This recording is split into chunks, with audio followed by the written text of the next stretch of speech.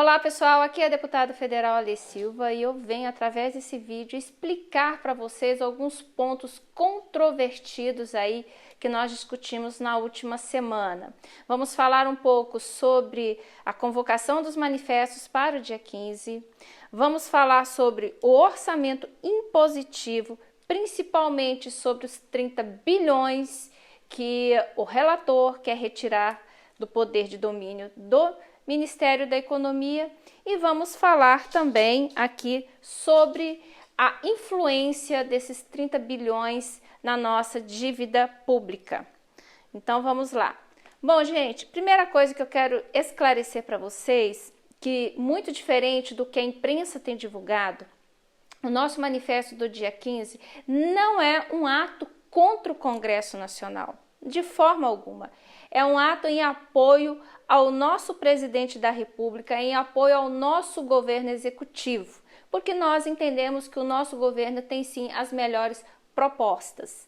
E se esse apoio pode estar transparecendo, contrariar as ideias de algumas pessoas que estão lá no comando do Congresso Nacional, isso daí não nos coloca contra a instituição Congresso Nacional, ok? Então fica bem claro, manifesto dia 15 não é um ato contra o Congresso Nacional.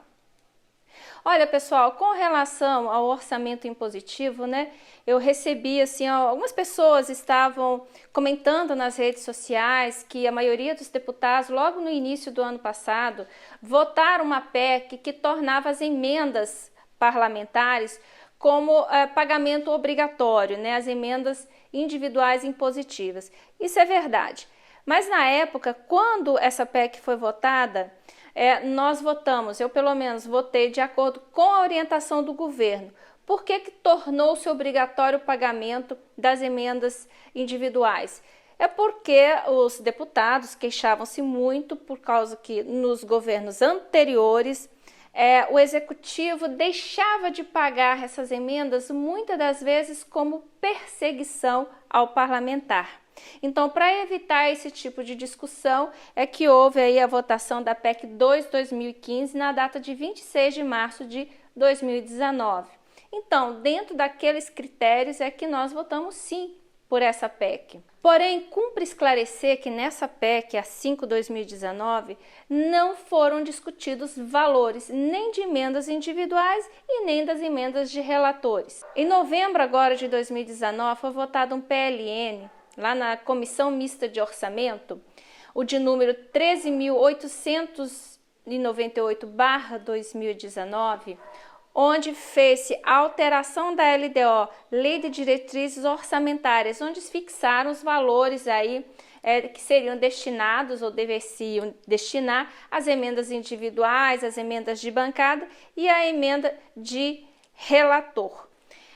Esse PLN foi a votação no fim do ano passado, quer dizer, no último dia de sessão na plenária, no último horário e em globo, quer dizer, eles juntaram vários PLNs, né, vários projetos de lei do Congresso Nacional, juntaram vários e levaram à votação. E essa votação foi simbólica, não foi nominal. Votação nominal, como vocês devem saber, é aquela votação em que o deputado, ele passa o dedo lá, né, no visor e registra seu voto. Então, depois eu tenho condições de ir no sistema e identificar como que cada parlamentar votou.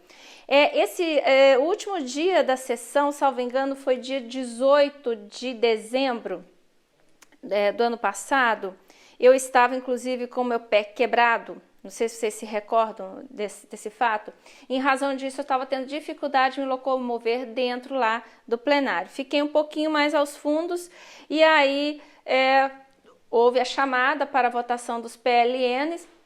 E vocês já viram o Rodrigo Maia, como é que ele faz a chamada, como é que ele lê a ordem do dia? Já viram? Vocês vão ter oportunidade de ouvir. Discussão em turno único da medida provisória 88919, altera a lei complementar 26 de 11 de setembro de 75 para dispor sobre a possibilidade de movimentação das contas do programa. Pois nem sequer citaram os números dos PLNs. Foi votar simbolicamente, senta, levanta, está aprovado. Foi o último da noite.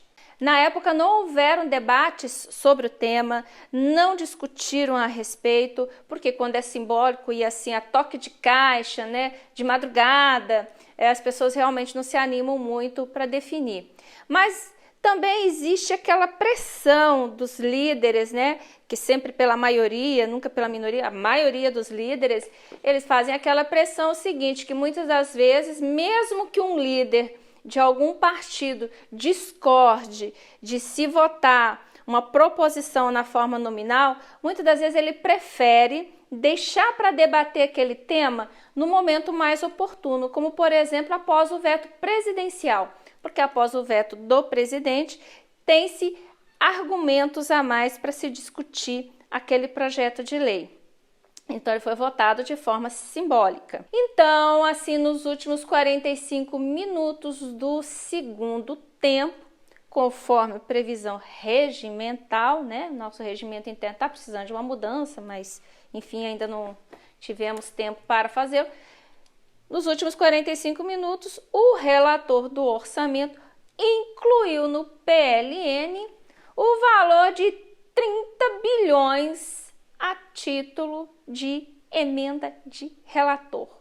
30 bilhões para ficar sob o domínio e o comando dele. 30 bilhões, gente, é muito maior do que a soma de todas as emendas parlamentares individuais, que está em torno de 14.900 para cada deputado.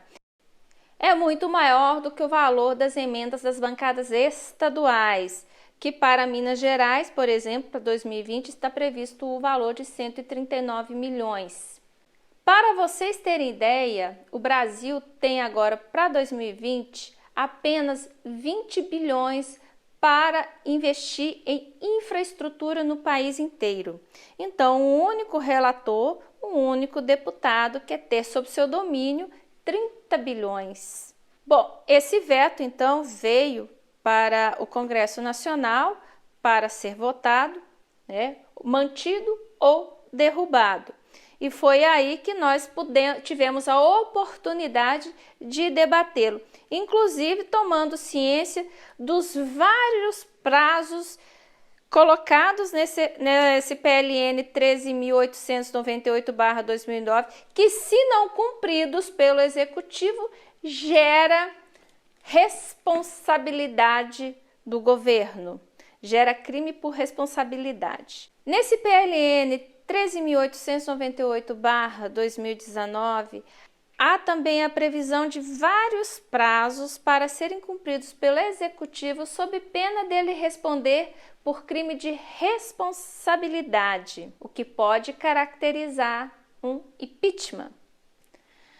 Bom, gente, se permanecer os 30 bilhões nas mãos de um único relator que vai distribuí-lo, esses recursos, dentro lá da Câmara, do Senado, para os seus aliados, quem que paga a conta?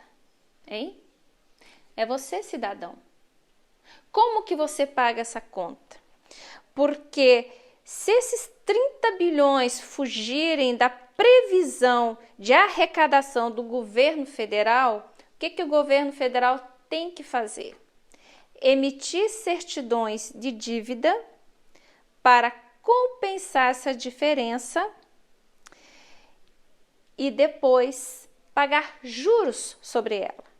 Mas quem que paga? Você, cidadão. E como que você paga?